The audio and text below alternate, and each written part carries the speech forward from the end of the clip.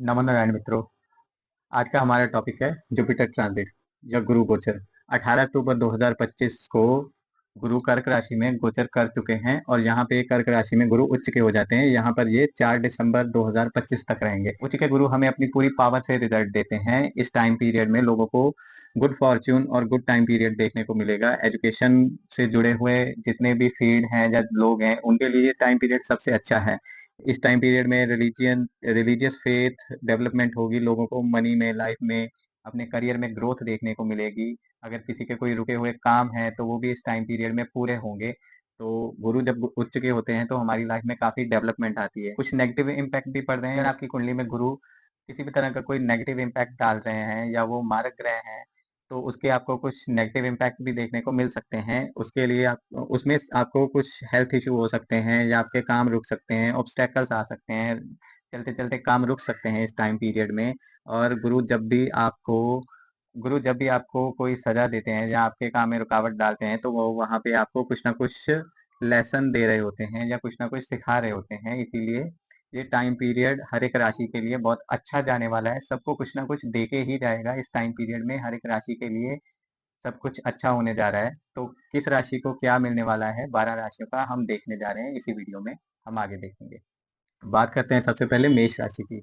मेष राशि वालों के लिए ये गोचर 50-50 रहने वाला है। आपको हर तरह के रिजल्ट देखने को मिलेंगे। आपका धर्म के प्रति कुछ झुकाव ज्यादा रहेगा। इस टाइम पीरियड में आप थोड़े धार्मिक हो जाओगे। धार्मिक किताबें पढ़ेंगे या धार्मिक किताबें खरीदेंगे। इस टाइम पीरियड में आपको किस्मत का भी साथ मिलेगा। अगर कोई रुका हुआ काम है तो किस्मत का साथ मिलेगा और आपको आपका वो काम पूरा हो जाएगा। जो लोग विदेश यात्रा करना चाहते हैं इस टाइम पीरियड में आपकी विश फुलफिल हो जाएगी। आप नई गाड़ी या घर खरीद सकते हैं या फिर अगर वाहन से या भूमि से जुड़े जो लोग काम करते हैं उनको भी इस टाइम पीरियड में फायदा देखने को मिलेगा। जो लोग सरकारी नौकरी करते हैं उन्हें प्रमोशन या इंक्रीमेंट मिलेंगे। और जो लोग शादी करना चाहते हैं उनको नए मैरिज प्रपोजल मिल सकते हैं या शादी हो सकती है। जहाँ जो काम डिले हो रहे हैं वो आपके पूरे होंगे। नेगेटिव में आपको अपनी मदर की हेल्थ का ध्यान रखना चाहिए। मदर को कोई हेल्थ इशू हो सकते हैं या फिर आपके कुछ मेडिकल एक्सपेंसेस हो सकते हैं, कोई खर्चे हो सकते हैं। इस समय में गाड़ी ध्यान से चलाएं क्योंकि आपका कोई एक्सीडेंट हो सकता है या फिर आप थोड़े इमोशनल हो सकते हैं। इसी वजह से आप थोड़ा घर वालों से दूर रह सकते हैं, अलोन टाइम पीरियड बिता सकते हैं जिस वजह से आपका स्ट्रेस बढ़ेगा। आपके घर का एनवायरनमेंट भी स्ट्रेसफुल रहेगा। आपको चेस्ट से रिलेटेड इशू हो सकते हैं। तो मेष राशि वालों के लिए ये गोचर 50-50 रहने वाला है। ऋषभ राशि वालों के लिए बृहस्पति आपके थर्ड हाउस में गोचर करेंगे जो आपके 8th और 11th हाउस के स्वामी हैं। इस टाइम पीरियड में आपको किसी पुराने इन्वेस्टमेंट से लाभ हो सकता है। अगर आपको जमीन जायदाद का कोई मामला चल रहा है तो उससे भी लाभ होगा।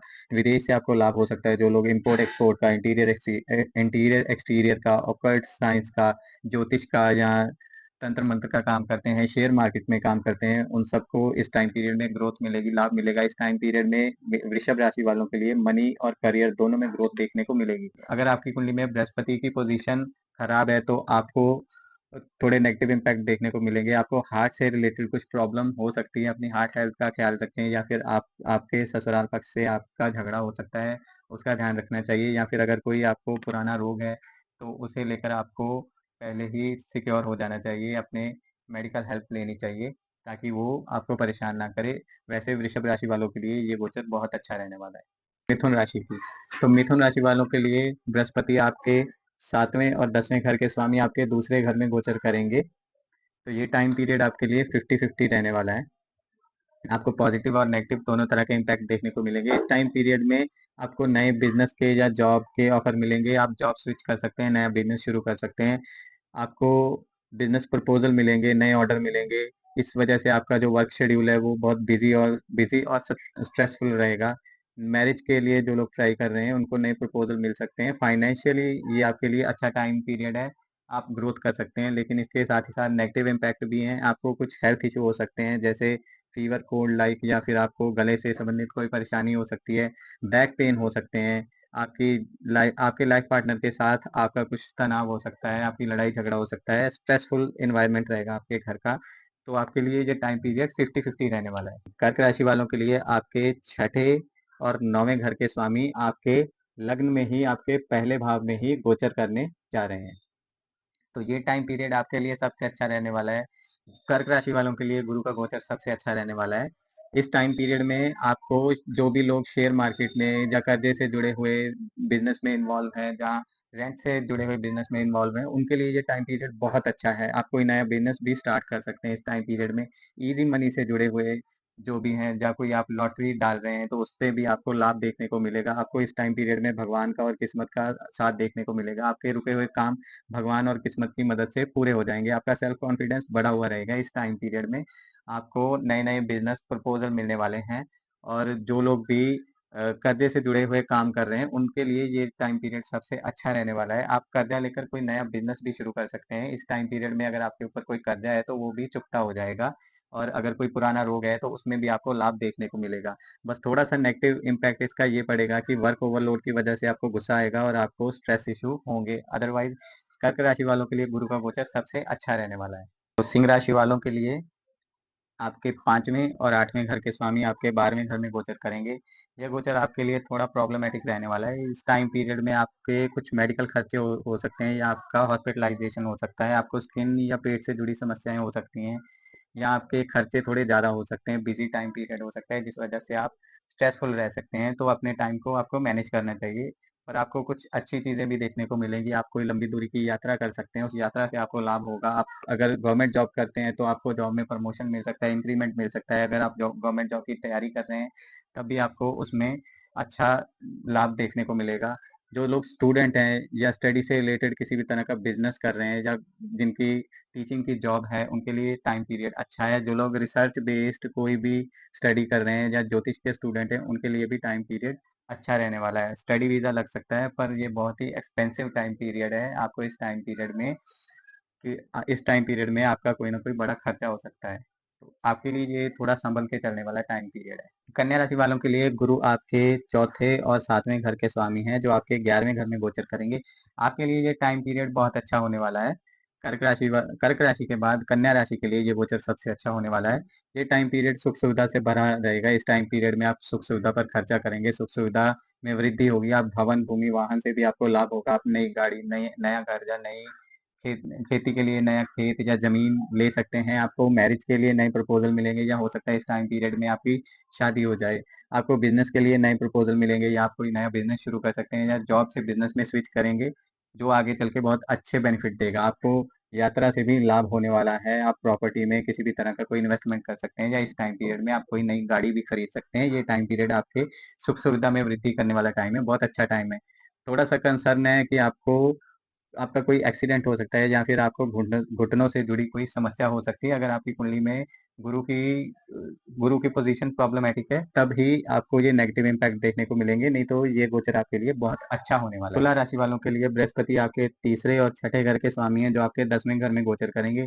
ये गोचर आपके लिए 50-50 रहने वाला है। इस टाइम पीरियड में आपको न्यू जॉब ऑफर मिलेंगे, या फिर न्यू वर्क ऑफर या प्रपोजल मिलेंगे। अगर आप बिजनेस या जॉब स्विच करने का सोच रहे हैं तो इस टाइम पीरियड में वो आप स्विच करेंगे, जिस वजह से आपको थोड़ा स्ट्रेस भी रहेगा। आपको अचानक धन लाभ हो सकता है, या कहीं अचानक से पैसा मिल सकता है। जॉब स्विच कर सकते हैं। एफर्ट, जब भी कोई एफर्ट करेंगे तो उससे लाभ होगा। अगर आप कोई छोटे शॉप ओनर हैं या छोटे व्यापारी हैं, तब आपके लिए टाइम पीरियड बहुत अच्छा है, आपको लाभ मिलेगा।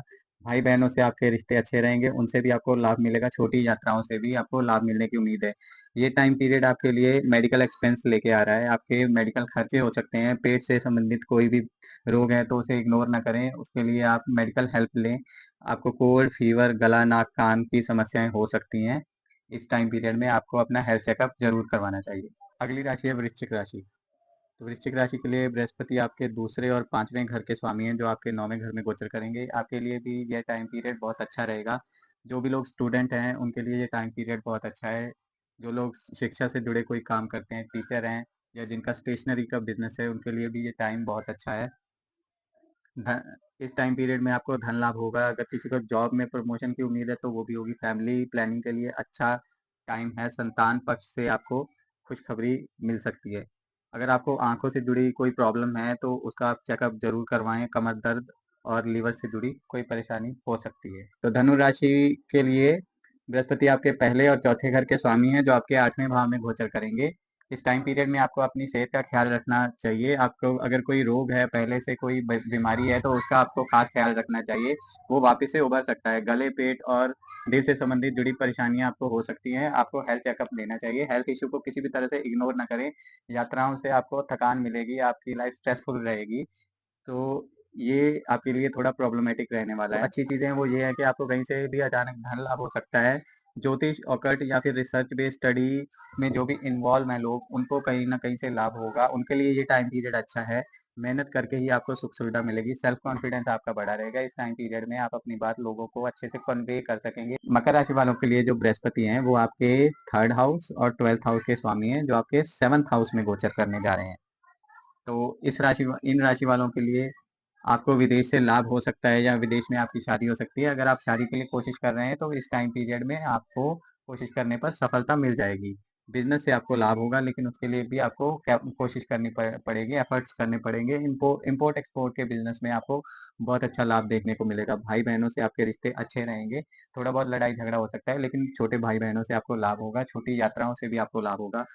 इसके अलावा अगर आप देखें तो भाई-बहनों से आपको आपकी थोड़ी बहुत लड़ाई-झगड़ा हो सकता है। अगर आप जॉब प्रमोशन की उम्मीद कर रहे हैं तो वो नहीं होगा, इस टाइम पीरियड में डिले होगा।